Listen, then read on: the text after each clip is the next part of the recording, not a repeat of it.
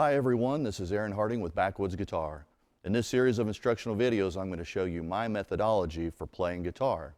If you have any questions, make sure and post them on the comment section on the videos, and we'll make sure and answer them as soon as possible. Let's get to it. So in these series of videos, I'm not going to start from ground zero. I'm going to assume that everyone already knows some of the basics about playing guitar, such as the names of the open strings, which is E, B, G, D, A, E, and that you already know how to chord the basic cowboy chords in open position, such as G, C, D, E, and A. First thing you always want to do before you start practicing or anything is to tune. First thing you will want to do is go out and get yourself one of these clip-on tuners. They're very handy, they're inexpensive. Every guitar player that I know has at least one of these kicking around in his case. They just clip on the headstock. Always tune before you start practicing.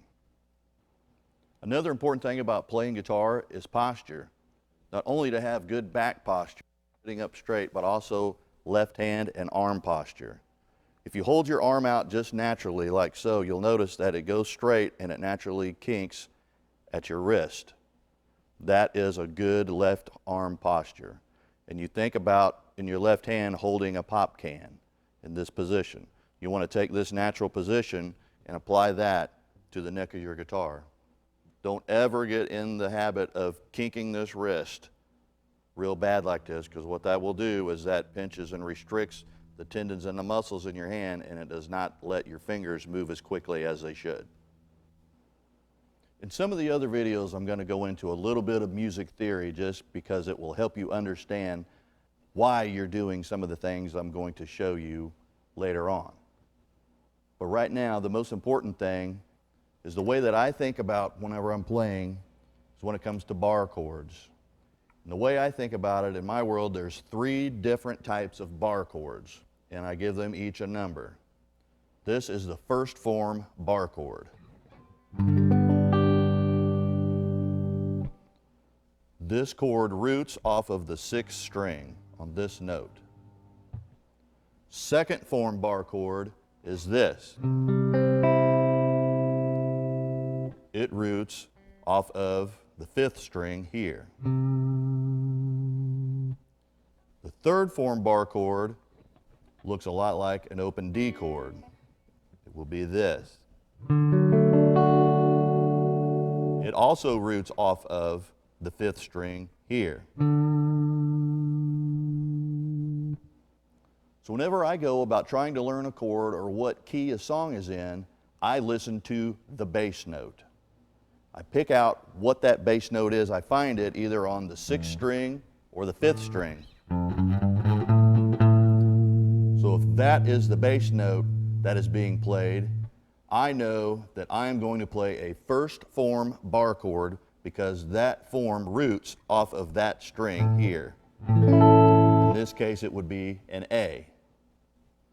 Let's pick a different note. If we picked it out and the note would happen to be here, then I know I'm going to play a second form bar chord because it roots off of the 5th string. Then I can adjust what chord I'm playing, either major, minor, 7th, etc., based off of that. I already know that I'm in the right starting chord form. Another important thing to notice is the relationship when you're playing songs with the 1st, 2nd, and 3rd form bar chords. For instance, in almost every song, there's a 1 chord, which is your root, or what key that you're playing in. There's a 4 chord and a 5 chord. For example, in the key of A, this is going to be your 1. For sake of pattern's sake, your 4 is always going to be straight under it with the 2nd form bar chord. And your 5 is going to be that same chord moved up 1 step. So here you have 1, 4, 5.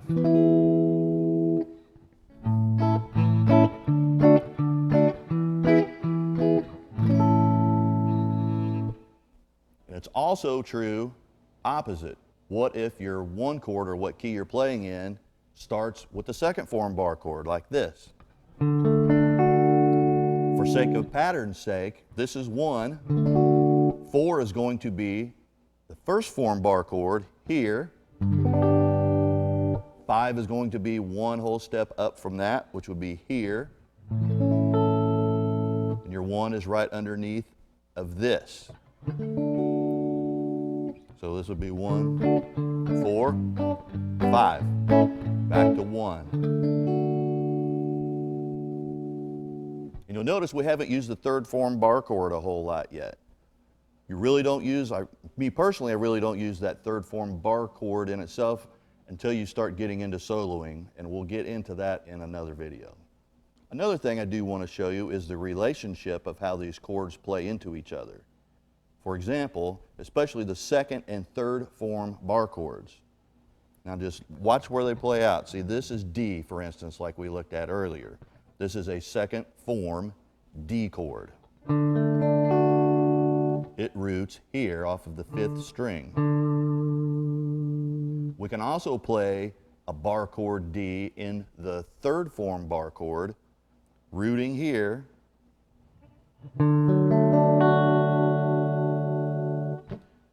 It's important to see how these two chord shapes tie together. They share a same root,